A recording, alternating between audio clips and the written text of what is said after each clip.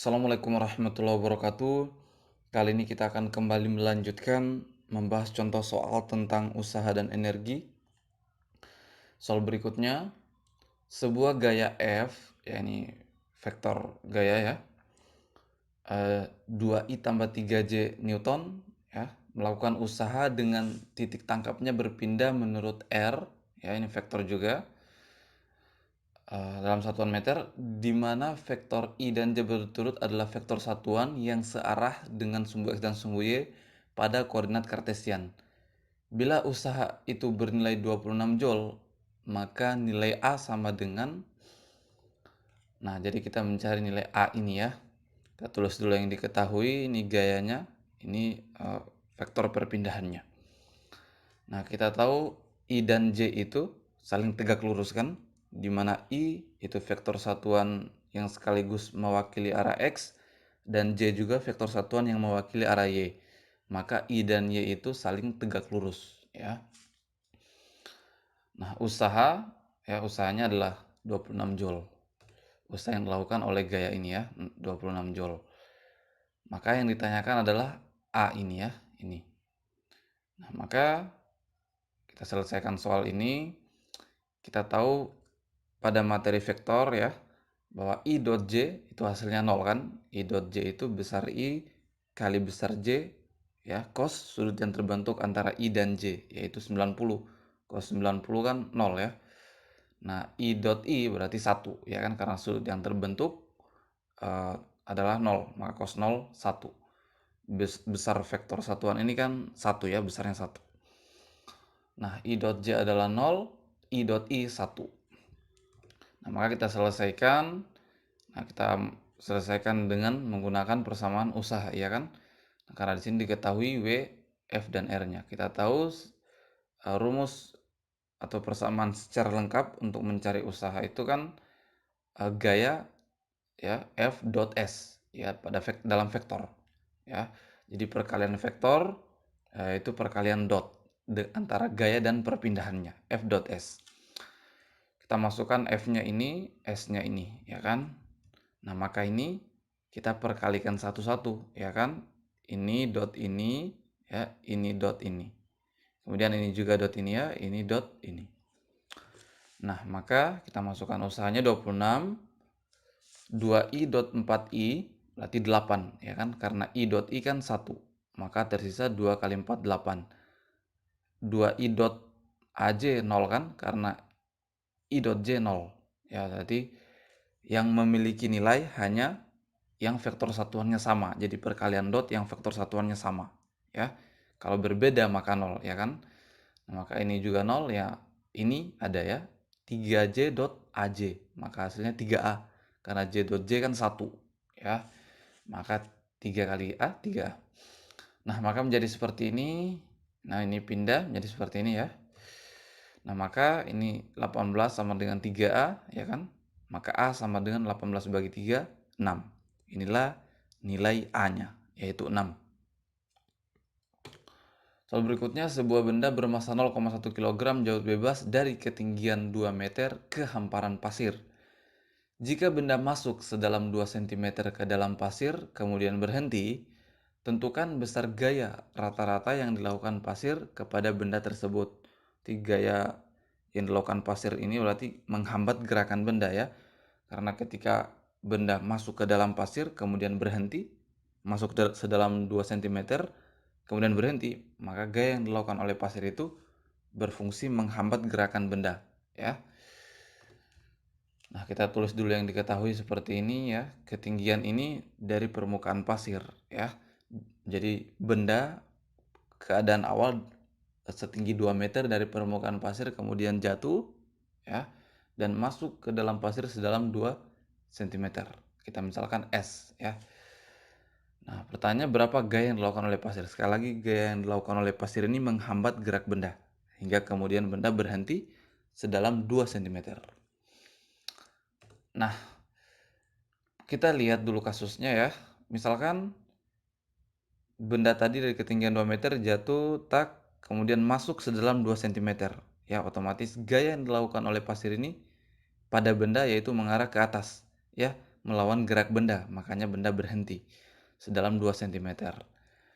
Nah, maka gaya yang dilakukan oleh pasir ini, kita bisa mencarinya dengan menggunakan persamaan usaha. Ya, bahwa usaha yang dilakukan oleh gaya gaya F ini, jadi gaya F ini gaya yang dilakukan oleh pasir pada benda yang arahnya melawan gerak benda. Makanya benda berhenti, ya. Bisa kita katakan sebagai gaya hambatnya. Yaitu kita misalkan F, ya, arahnya melawan gerak benda, benda ke bawah, arah F ke atas. Kita bisa mencari F ini dengan menggunakan persamaan usaha, bahwa usaha yang dilakukan oleh gaya F sama dengan gaya F itu sendiri dikali dengan perpindahannya. Ya, perpindahan benda pada ketika F itu mulai bekerja. F mulai bekerja kan di sini ya, berarti perpindahannya 2 cm. S ini 2 cm perpindahan benda. Nah, usaha, ya, selain dicari dengan banyak besarnya gaya, ya, atau gaya yang bekerja dikali dengan perpindahan benda itu, bisa juga dengan mencari selisih energi, atau ya selisih energi benda, ya, dari sini ke sini, ya, karena di situ kan energi benda berubah, ya, maka kita bisa mencari selisihnya. Nah, jadi usaha juga bisa dicari dengan mencari selisih energi benda di titik ini dan di titik akhir ini, di perpindahan 2 cm ini, ya. Jadi selain dicari dengan gaya Fs, dicari dengan persamaan Fs, juga bisa dicari dengan mencari selisih energi yang dimiliki benda di titik ini dan titik akhir ini. Nah, selisih energi kinetiknya, ya. Karena kecepatan benda berkurang dan di titik ini kan sudah berhenti. Selisih energi kinetik akhir kurang energi kinetik awal, ya. Nah, kita tahu energi kinetik akhir kan 0 karena benda masuk ke dalam pasir kemudian berhenti. Maka kecepatannya 0. Otomatis energi kinetiknya 0. Nah, yang tersisa tinggal energi kinetik awal di titik ini. 1/2 mv1 kuadrat, ya. V1 adalah kecepatan benda ketika masuk ke dalam pasir ini. Nah, menjadi seperti ini. Nah, maka yang kita harus cari adalah V1 ini, ya kan? Karena M ada, S ada 2 cm, V1 kecepatan masuk ke dalam pasir ini, ya, kita harus cari dulu. Nah, mencarinya dengan menggunakan persamaan gerak jatuh bebas, karena benda tadi kan dari sini, ya, jatuh dari ketinggian 2 cm dari permukaan pasir, kemudian ketinggian 2 meter, ya, dari permukaan pasir, kemudian jatuh, ya, kecepatan pada saat mencapai pasir ini itu akar 2G, ya kan? 2 kali 10 kali ketinggiannya 2 meter. Maka ini menjadi 2 akar kuadrat dari 10 meter per sekon. Inilah kecepatan benda masuk ke dalam pasir ini, ya. Nah, kita masukkan ini min 1/2 kali masanya 0,1, V1-nya ini, karena ini kuadrat maka kuadrat, F kali perpindahannya 2 cm diubah ke meter, berarti 0,02, ya kan? Nah, menjadi seperti ini nih, 4, ya, 2 kuadrat 4, akar kuadrat dari 10 dikuadratkan maka 10, ya kan? Nah, ini menjadi 40, ini hasilnya 0,1 kali 40, 4 kali min 1/2 berarti min 2, sama dengan 0,02 F, maka F sama dengan min 2 per 0,02, ini kan sama dengan min 200 per 2, ya kan, ini kali 100 kali 100, min 200 per 2, maka F-nya adalah min 100 Newton. Gaya yang dilakukan oleh pasir pada benda adalah min 100 Newton, karena min di situ menunjukkan, tadi kita bahas ya, bahwa gaya yang bekerja pada benda itu oleh pasir melawan arah gerak benda. Makanya di sini min, ya. Soal berikutnya, sebuah balok bermasa 8 kg didorong dari bidang miring licin, ya, dari dasar bidang miring licin yang panjangnya 4 meter. Langsung kita coba gambarkan, ya. Jadi ada benda didorong oleh gaya, ya. Jadi didorong oleh gaya dari dasar bidang miring yang licin yang panjangnya 4 meter, ya. Jadi dari sini didorong hingga 4 meter. Jika puncak bidang miring berada pada ketinggian 2 meter, ya, puncaknya 2 meter dari permukaan tanah dan percepatan gravitasi 10 meter per sekon kuadrat, tentukan usaha yang dilakukan oleh gaya berat benda terhadap balok agar berpindah ke puncak. Jadi yang kita harus pahami bahwa benda berpindah dari dasar ke puncak, maka perpindahannya 4 meter. Di mana ketinggian puncak itu 2 meter ya. Nah, kita misalkan sudut kemiringannya theta. Nah, besarnya yang dilakukan oleh gaya berat ya, maka usaha yang dilakukan oleh gaya berat itu tidak lain adalah gaya mg sin theta ini, ya kan, karena komponennya yang arah yang jadi gaya yang kita ambil ya atau gaya yang menghasilkan usaha itu adalah gaya yang searah atau sesumbu dengan perpindahan benda. Yang sesumbu dengan perpindahan benda. Karena yang ditanyakan ini usaha yang dilakukan oleh gaya berat. Gaya berat di sini kan punya dua komponen ya. Komponen yang ke sini yang mg cos theta dan yang ke sini mg sin theta. Nah, yang sejajar dengan perpindahan benda adalah mg sin theta. Maka yang kita ambil ya, jadi usaha oleh gaya berat yang dimaksud pada soal ini adalah mg sin theta ini ya komponennya. Nah, maka kita masukkan W F kali S, maka gaya yang kita pakai ya karena ini oleh gaya berat maka F mg sin theta ya kali perpindahannya. Nah, berarti mg ya masanya 8 kali 10 sin theta ya ini kan 2/4 ya kan, sini kan si depan per si miring. Berarti 2/4 kali perpindahannya 4 ya. Maka kita dapatkan usaha yang dilakukan oleh gaya berat atau usaha yang dilakukan oleh mg sin theta ini adalah 160 joule. Nah, atau bisa juga dicari dengan mencari selisih energi potensial dari benda ya.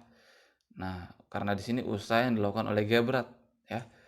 Nah, maka W delta EP ya energi potensial akhir ya kurang karena namanya selisih itu adalah besar kurang kecil ya kan.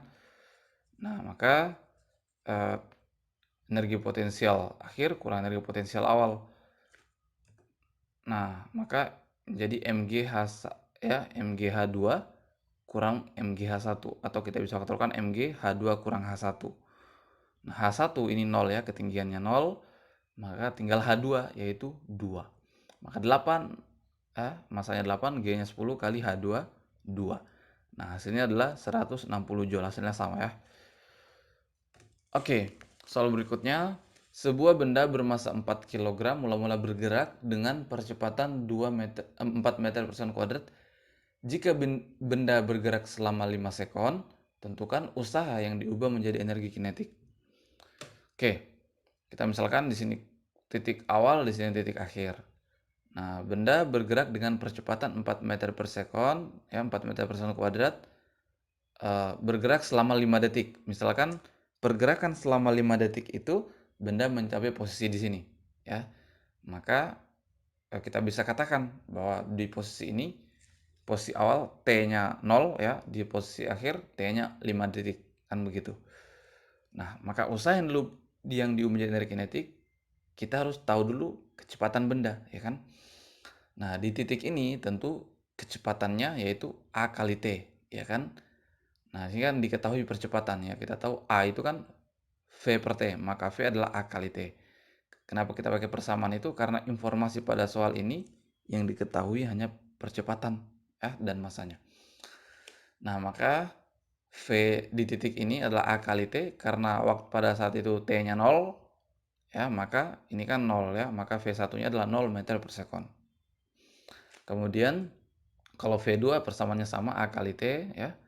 A-nya 4 ya, T-nya 5, maka kecepatan di titik ini adalah 20 meter per sekon. Di titik ini 0, kenapa 0? Karena pada saat itu waktunya masih 0 ya. Di titik ini waktunya 5, maka kecepatannya 20 meter per sekon. Nah, sekarang kita masukkan persamaan usaha yang diubah menjadi energi kinetik, berarti seperti ini kan. Usaha adalah selisih energi kinetik akhir kurang energi kinetik awal ya. Energi kinetik awal otomatis 0 ya kan karena kecepatannya 0.